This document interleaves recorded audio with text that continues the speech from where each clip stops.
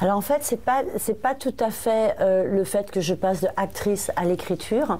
En fait, c'est que moi, je fais rien par calcul, je fais rien par raisonnabilité. C'est-à-dire qu'en fait, les choses sont spontanées, j'ai aucun plan de carrière et que je fonctionne ni avec le plaisir, ni avec le désir, mais avec le besoin.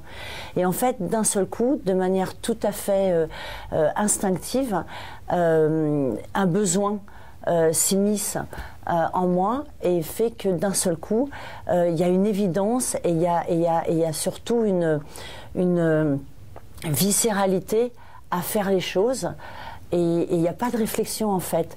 Donc c'est pas que je suis passée d'actrice à auteur, c'est que d'un seul coup, à la disparition de mon père, ça a été comme une autorisation ou comme une liberté de pouvoir m'exprimer. Et d'un seul coup, il y a eu ce désir d'écriture, enfin pas ce désir, justement ce besoin d'écriture et ce besoin de libérer les choses qui pouvaient m'habiter.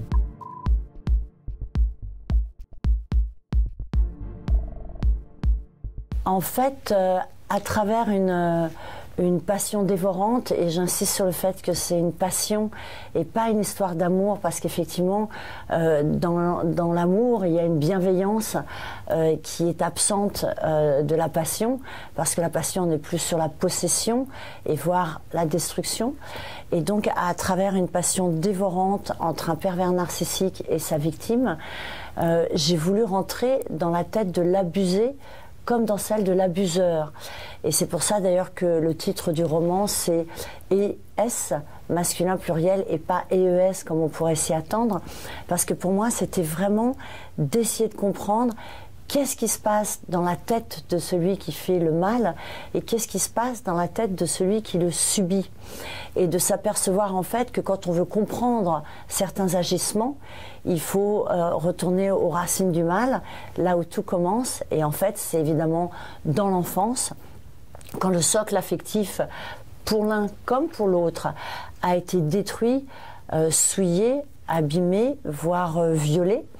On détruit l'équilibre d'un individu à vie et effectivement on crée des êtres déviés qui vont être entraînés à vivre des relations déviantes. Et en fait on s'aperçoit que c'est une co-responsabilité et que ce sont des binômes pathologiques qui fonctionnent comme deux muscles en synergie. Ils s'alimentent l'un l'autre en fait. Il n'y a pas de bourreau sans victime, il n'y a pas de victime sans bourreau. Et c'est pour ça que dans le roman, il n'y a aucun jugement et aucune plainte.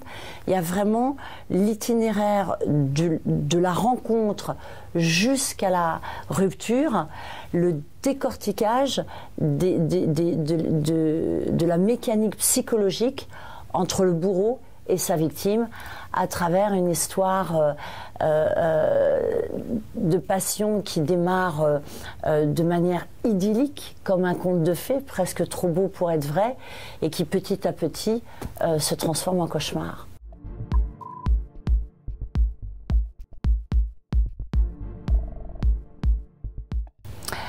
Alors, je dirais qu'il est plus autopsychanalytique qu'autobiographique. Et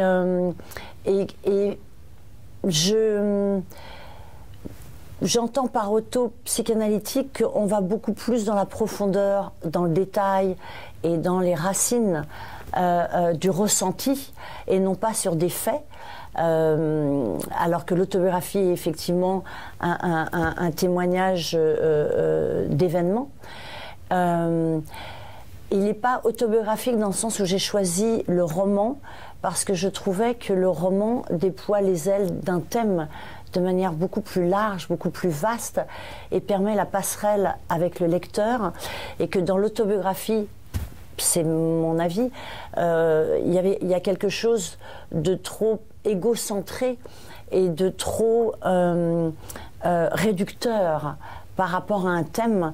Et même si effectivement, quand on parle de l'intime, on ne peut pas le définir ou l'écrire si on n'a pas été traversé par les scènes telles que je les décris.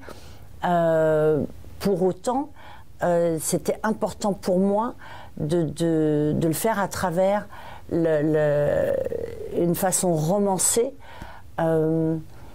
parce qu'aussi mon besoin n'était pas de témoigner, j'avais besoin de parler d'un thème pour le partage, en fait. Ce qui m'importait, moi, c'était de partager avec le lecteur, en sachant que moi j'ai commencé à écrire il y a 6 ans, et qu'il y a 6 ans, on ne parlait pas du tout de ces thèmes-là, et que quand le livre est sorti, je me suis retrouvée dans ce mouvement général des témoignages et de cette libération de la parole, des omertas brisés. Et finalement, ça a été ma façon à moi de partager et de m'associer à ce mouvement général, sans pour autant être une militante, parce que moi, c'est à travers l'expression artistique que j'ai envie de partager les choses. Donc voilà, c'était important pour moi de me dissocier de l'autobiographie.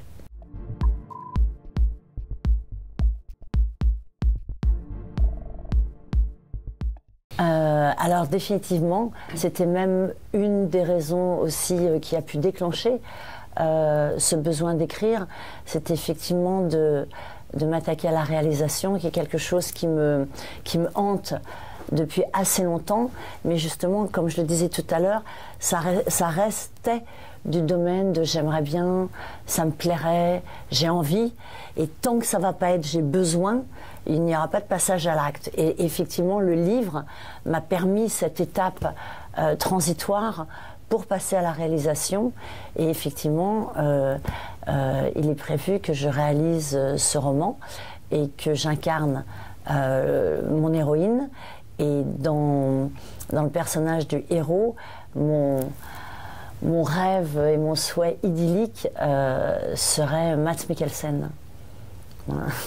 Donc je conseille aux gens qui lisent le roman d'imaginer voilà, le visage de Mads Mikkelsen et le mien pour pénétrer encore plus fort et au plus proche de ce que j'envisage à la réalisation.